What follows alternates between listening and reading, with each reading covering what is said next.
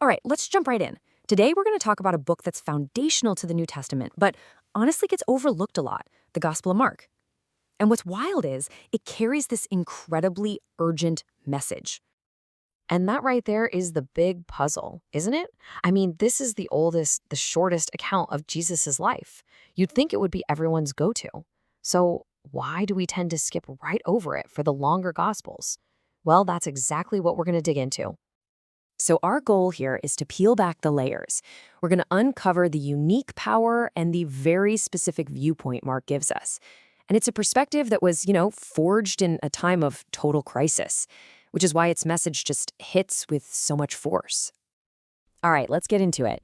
First things first, to really get Mark, you have to understand the world it was born into. Seriously, with this gospel, context is everything. So look at this timeline. We're zeroing in on a super specific and frankly chaotic time between 68 and 70 CE. For the people in and around Jerusalem, this was a pressure cooker. The city was in upheaval, and the Roman Empire was breathing down their necks. I mean, you can just feel the tension of this era, can't you? And this is the key takeaway, right? This story wasn't written in some quiet, peaceful library. No way. This is a message forged in the heart of a crisis. And that feeling, that chaos, is exactly what gives Mark's gospel its breathless, almost frantic pace. It had to be punchy, it had to be immediate. The times just demanded it. Okay, so you've got this backdrop of crisis. How does that shape the way Jesus is presented? Well, in Mark, he's not just some wandering teacher. He is a figure of non-stop action, incredible authority, and at the same time, this really deep compassion.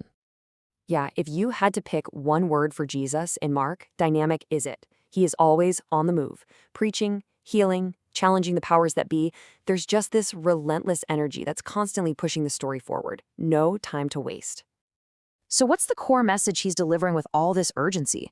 It really boils down to three big ideas: repentance, forgiveness, and this absolutely radical idea of inclusion. The message that, hey, this is for everyone. And he made it clear this wasn't about just sitting back and believing. Nope. He called his followers to get up and join him on a journey, a real, active discipleship that was all about things like humility, serving others, basically turning society's idea of what's important completely upside down. And you can see these values pop up all over his teachings. For example, there's this really interesting theme in Mark that scholars call the messianic secret. It's where Jesus keeps telling people, hey, don't tell anyone who I am. It builds all this mystery and tension. And then you have classic teachings like the parable of the sower, where he gets into how this powerful, challenging message lands with different people. But it was so much more than just words. Mark really zeroes in on Jesus's authority through these incredible miracles. And these aren't presented as, just magic tricks. They're meant to be seen as these profound signs of God's power at work, real proof of his authority to heal and restore. And it's not just about the big crowds either. Mark gives us this intimate peek into his inner circle. You see a leader who clearly loves his followers, but at the same time, he doesn't shy away from calling them out on their weaknesses. He's constantly pushing them to grow. So, all this action, all this teaching, it's all building. It's like a train gathering speed, heading straight for the story's dramatic climax, the Passion. This is, without a doubt, the most intense and crucial part of Mark's entire gospel. It all kicks off with the arrest. And in Mark's version, it's fast, it's chaotic, a scene of pure betrayal that just plunges the story into darkness. From there, things escalate incredibly quickly with a so-called trial. Mark paints it as a complete sham, more of a political move than any kind of real justice. And then it all leads to the crucifixion. Mark's telling of this is famously brutal and raw. It doesn't look away from the horror of it or from Jesus's feeling of being utterly abandoned.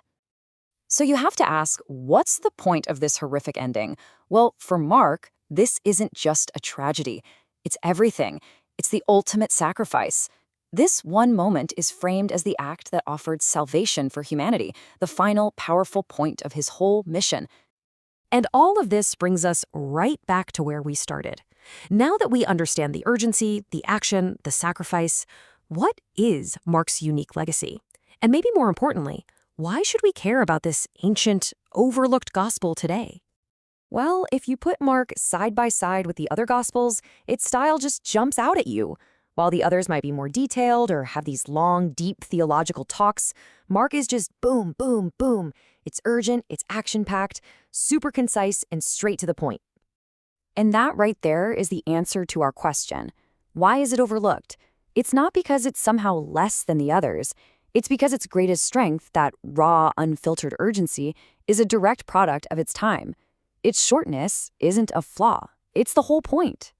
So what we're left with is this incredibly powerful, no-frills account of compassion and justice that was written for a world that felt like it was collapsing. And, that's a message that really resonates. It's a reminder that even when things seem chaotic, those core values, compassion, justice, are what truly matter.